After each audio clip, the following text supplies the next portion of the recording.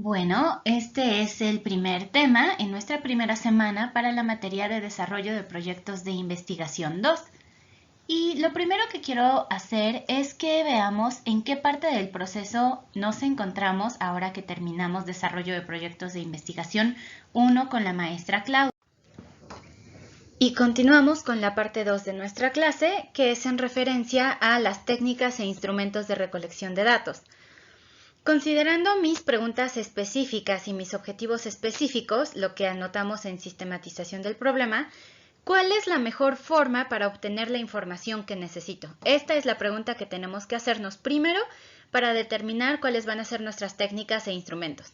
Por ejemplo, si necesito conocer la percepción de los padres de familia, de los adultos mayores, de los estudiantes de telesecundaria, de los estudiantes de cuarto de primaria, de los estudiantes de segundo de primaria sobre algo, les puedo hacer a ellos una entrevista, también les puedo aplicar una encuesta, pero no puedo hacer una guía de observación, porque a través de mi observación como investigador, yo no puedo conocer cómo perciben ellos. Para saber cómo perciben ellos, necesariamente les tengo que preguntar de alguna manera. Si ahora, por ejemplo, necesito conocer el rendimiento académico del grupo que estoy estudiando, puedo revisar las calificaciones o diseñar una evaluación, una especie de cuestionario sobre el tema que yo quiero investigar. Si necesito saber qué tan hábil es una persona para el manejo de alguna plataforma, por ejemplo, estas propuestas que hacen de adultos mayores o de los padres de familia o de los docentes con la inclusión de nuevas tecnologías, puedo diseñar una prueba, puedo entrevistar a estas personas para que ellos me digan si se consideran hábiles o no y por qué se considerarían hábiles o por qué no se considerarían hábiles. Y en este caso también puedo solicitarles diseñar una prueba, por ejemplo, pensando en Google Classroom. Les voy a pedir que generen una actividad en Google Classroom que cumpla con ciertas características y yo estar observando mientras la otra persona trabaja. Entonces, en este caso, me funciona la observación, me funciona diseñar un cuestionario, una prueba, etc. ¿Cuáles son las técnicas y entonces cuáles son los instrumentos? Bueno, nuestras técnicas son observación, encuesta, entrevista, análisis de documentos. Dentro de la parte de entrevista, no solamente pensamos en entrevista de una persona con otra persona, sino también puede haber estas técnicas grupales como los grupos focales. Y los instrumentos van a ser este documento que yo debo tener para poder realizar mi observación, mi encuesta, mi entrevista o mi análisis de documentos. Por ejemplo, si yo quiero hacer una observación de clase para ver cuáles son las actividades que implementan los maestros o cómo llevan a la práctica sus planeaciones, yo necesito tener en un documento una guía de observación que me indique cuáles son los puntos a los que yo debo prestar atención durante esta clase. Pensando, por ejemplo, en algunos de sus problemas donde dicen que quieren conocer qué tan hábiles son los padres de familia para el uso de una tecnología. Si yo voy a hacer una observación, les puedo pedir que a través de una plataforma donde yo pueda ver el escritorio de sus computadoras, ellos ejecuten una tarea y yo en mi guía de observación voy a anotar. Busca varias veces el menú hasta dar con el menú correcto, tiene que hacer y borrar la actividad y corregirla 2 o 3 veces. Todo esto lo voy a tener yo determinado en mi guía de observación. Mi encuesta, pues mi hoja de encuesta, propiamente, digamos, este cuestionario de mi encuesta. Entonces, la encuesta tiene algunas ventajas, como por ejemplo que ahora que estamos trabajando a distancia, yo puedo utilizar plataformas como Google Forms o SurveyMonkey, que son gratuitas, me permite diseñar mi cuestionario, yo se lo puedo mandar a muchas personas y solicitarles que contesten el cuestionario. Y la propia plataforma, en el caso de Google Forms, me va a generar un reporte de las respuestas de todas las personas que hayan respondido. Y en el caso de la entrevista, pues es algo más personalizado, algo más enfocado a la persona que me está respondiendo. También necesito yo tener un cuestionario, análisis de documentos, que aquí pues no aplica porque por lo que he leído en nuestras propuestas de investigación, no tenemos esta técnica marcada o asociada a nuestra metodología de investigación, pero la comento brevemente. Si yo quisiera hacer una investigación en educación comparada, ¿cuál es el papel que se da a la educación dentro de las constituciones del mundo? Yo tendría que referirme a estos documentos y entonces tendría que generar una guía de análisis de documentos. ¿En qué me tengo que fijar para poder estudiar las constituciones de los países del mundo en los artículos que hablan de educación? Algunas características de la entrevista. La entrevista para investigación sí tiene que estar planificada. Necesitamos nosotros de entrada en todas las técnicas que estamos compartiendo, tener muy claro cuál va a ser el objetivo. Y no necesariamente es mi objetivo general de la investigación, sino que pueden ser estos objetivos específicos o estas preguntas de sistematización del problema, donde, por ejemplo, si yo quiero saber cuál es el nivel actual de comprensión lectora de los alumnos, puedo pedirles que lean una lectura y que contesten algunas preguntas, y esto yo lo puedo ir registrando a través del cuestionario que elaboré, y con esto voy a responder cuál es el nivel actual de comprensión lectora de mis alumnos. Si yo, por ejemplo, quiero saber cuáles son las plataformas que más utilizan los padres de familia o los adultos mayores, les puedo hacer una encuesta donde les pongo Facebook, Instagram, TikTok, correo electrónico, Google Meets, Zoom, alguna otra que se me ocurra, y pedirles que ellos me respondan cuál es la que usan en una escala de con mayor frecuencia a menor frecuencia. Y una vez que ellos responden la encuesta, yo ya tengo esa respuesta a mi pregunta de cuál es la plataforma que más usan. Entonces es muy importante que en todos estos instrumentos y todas estas técnicas tengamos muy claro, antes que cualquier otra cosa, antes de ponernos a escribir las preguntas o nuestra guía de observación, cuál es el objetivo de que yo haga esa observación o que yo haga esa entrevista, que yo haga esa encuesta, qué es lo que busco aprender con este instrumento. Por eso era importante tener estas preguntas de sistematización. ¿Qué es lo que yo necesito saber o averiguar a lo largo de mi investigación? Y partiendo de estas preguntas yo voy a poder determinar si quiero hacer entrevistas, si quiero hacer encuestas, si quiero hacer guías de observación, si quiero hacer grupos focales o algunas otras técnicas.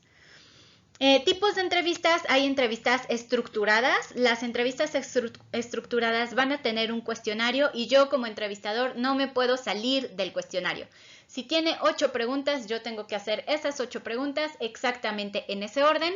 No puedo hacer preguntas adicionales porque el cuestionario está creado de esa forma. Es un cuestionario cerrado, estructurado. Yo no puedo abordar más de lo que esté en mi guía de entrevista.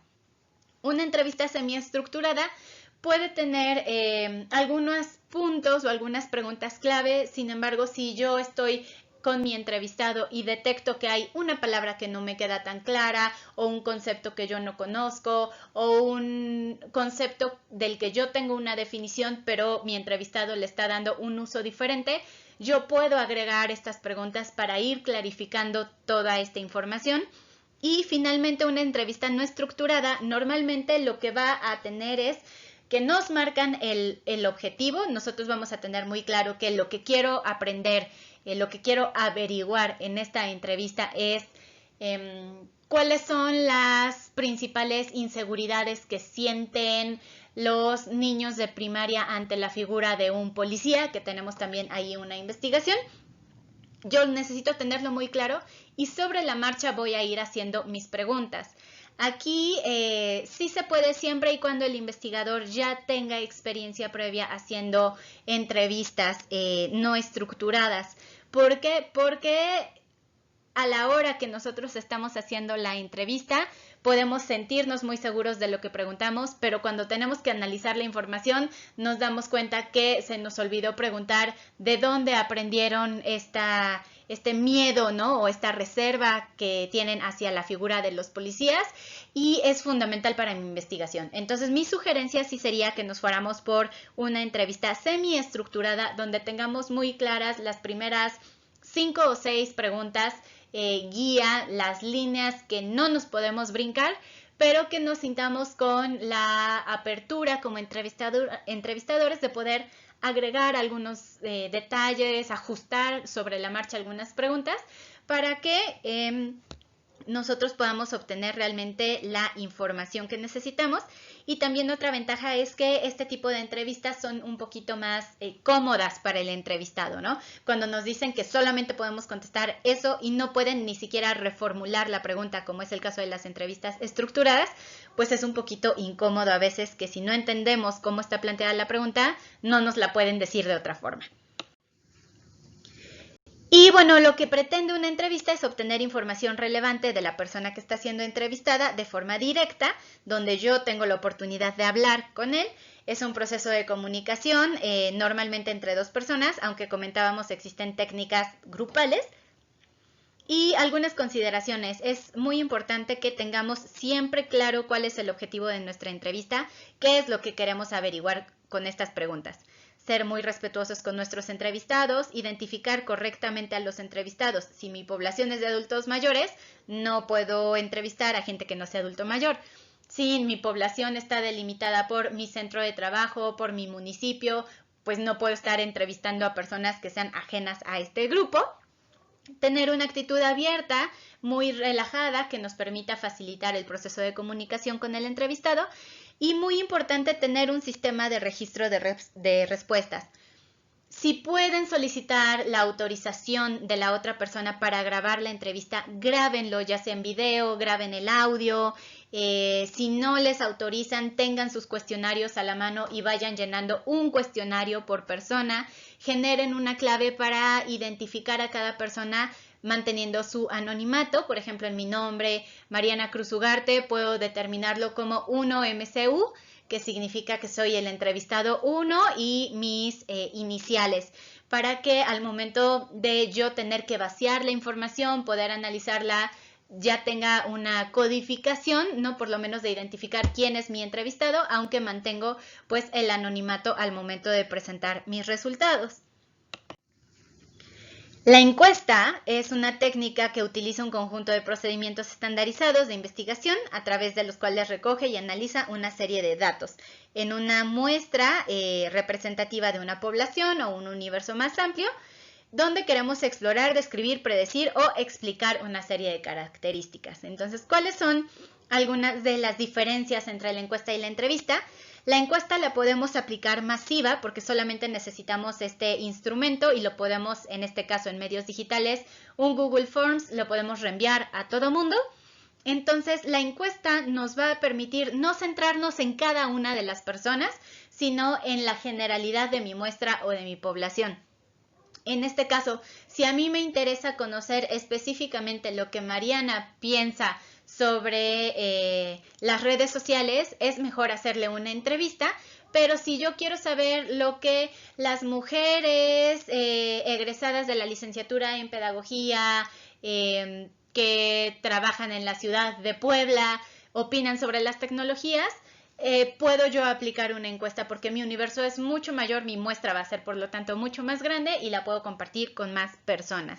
Pero esta mirada no nos va a dar tanta luz sobre lo que opina cada una de las personas participantes en la encuesta, sino más bien de toda la población, aunque tiene otras ventajas, dependiendo de cómo la planteemos, que nos va a permitir cruzar otras variables para descubrir patrones. Por ejemplo, si yo hiciera una encuesta a egresados de la licenciatura en educación entre el año el 2000 y el 2020, puedo descubrir que tal vez la percepción sobre la tecnología varía entre las primeras generaciones, las últimas generaciones, los grupos poblacionales de hombres con los grupos de mujeres. Puede haber una diferencia entre los rangos de edad de las personas que están respondiendo, quienes muestran una preferencia o no por el uso de las tecnologías. Y si estos datos yo los consideré dentro de mi encuesta, es decir, ¿cuál es en qué año egresaste? ¿Eres hombre? ¿Eres mujer? ¿Cuántos años tienes? ¿Laboras actualmente? Si yo considero todo esto dentro de mi encuesta, voy a tener una mirada más amplia y voy a poder descubrir tal vez algún patrón que yo no había pensado en un primer momento. Y normalmente serán casi todas las preguntas cerradas y de opción múltiple. Nos sirven mucho, por ejemplo, escalas de percepción, que pueden ser, por ejemplo, escalas Likert sobre estoy de acuerdo, estoy completamente de acuerdo, estoy en desacuerdo, ni en acuerdo ni en desacuerdo. Este tipo de preguntas, cuando yo puedo preguntar, ¿utilizas Facebook sí o no? ¿Utilizas Instagram sí o no? Este tipo de preguntas serán muy comunes en la encuesta, aunque sí lleguen a considerarse preguntas abiertas, como la encuesta nos permite trabajar con poblaciones mucho más grandes. El análisis de las preguntas abiertas es mucho más complicado. Necesitaríamos contar con un equipo más amplio que puedan leer, tener un sistema de codificación general para poder interpretar todas estas respuestas. Entonces no son tan frecuentes en las encuestas.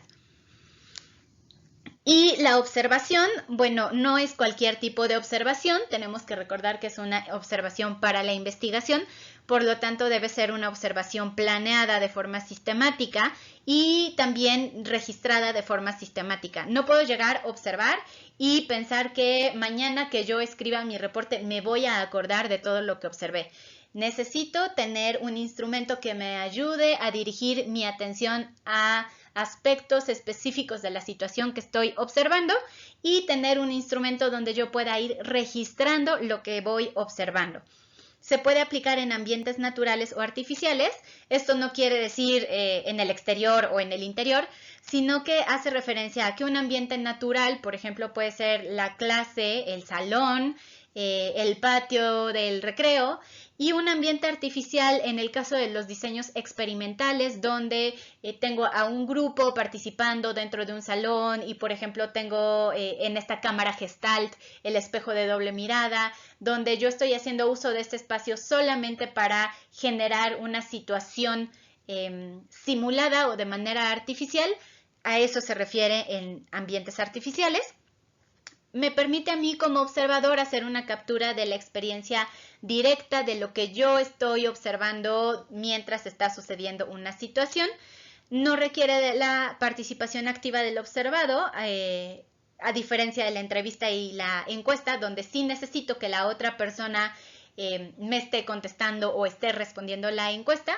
En la observación, con que yo cuente con la autorización para poder observar una clase o para poder observar durante el recreo, yo puedo observar a todos y no necesito que cada una de las personas se acerquen a mí a contarme alguna situación. Yo con mi observación me puedo quedar y el sujeto no tiene esta participación activa de retroalimentación conmigo. Y me permite generar información muy detallada dependiendo de qué tan precisa y también detallada sea mi guía de observación. Por ejemplo, si yo quisiera hacer una observación de clase en ambiente virtual, puedo solicitar permiso para incluirme a una clase de Zoom o de Google Meet y yo tener mi guía de observación de todos se conectan, alguien se conecta tarde, se disculpan o mencionan porque se conectaron tarde, utilizan las herramientas adicionales como levantar la mano o no. Cuando entran apagan su micrófono, acostumbran a apagar el micrófono o lo tienen abierto, hay problemas de comunicación por este tema de los micrófonos abiertos, deciden participar con la cámara prendida o no, hay mucha participación, hay poca participación, qué tipo o con cuánta profundidad son estas participaciones. A veces la única participación que tenemos es cuando el maestro dice me escuchan y los alumnos dicen que sí. Entonces todo esto lo puedo yo observar, pero antes de meterme a observar necesito ya tener mucha claridad de qué es lo que yo quiero observar. Y finalmente les dejo aquí algunas ligas para que puedan leer un poquito con mayor profundidad y detenimiento sobre algunos consejos de cómo redactar nuestra entrevista, nuestra encuesta y nuestra observación. En el caso del instrumento, que sería una guía de entrevista, una guía de encuesta o un cuestionario de encuesta y nuestra guía de observación.